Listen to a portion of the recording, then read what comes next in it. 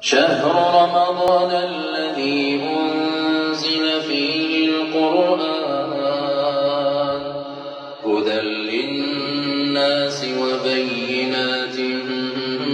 من الهدى والفرقان فمن شهد منكم الشهر فليصمه ومن كان مريضا أو على سفر فعدة من أيام أخر يريد الله بكم اليسر ولا يريد بكم العسر ولتكملوا العدة ولتكبروا الله على ما هداكم ولعلكم تشكرون وإذا سألك عبادي عني فإني قريب وإذا سألك عبادي عني فإني قريب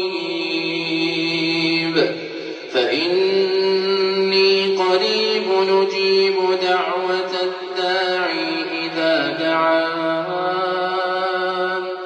فليستجيبوا لي وليؤمنوا بي لعلهم يرشدون أحل لكم ليلة الصيام الرفث إلى نسائكم هن لباس لكم وأنتم لباس لهن علم الله أنكم كنتم تختانون أنفسكم فتاب عليكم وعفى عنكم فلا تباشروهن وابتغوا ما كتب الله لكم وكلوا واشربوا حتى يتبين لكم الخيط الأبيض من الخيط الأسود من الفجر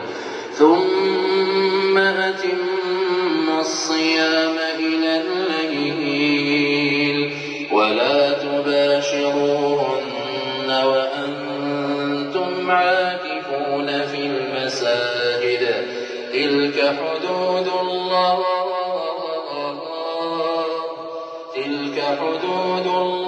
فلا تقربوها كذلك يبين الله آياته للناس لعلهم يتقون ولا تاكلوا أموالكم بينكم بالباطل وتدلوا بها إلى الحكام لتاكلوا فريقا من أموال الناس بالإثم وأنتم تعلمون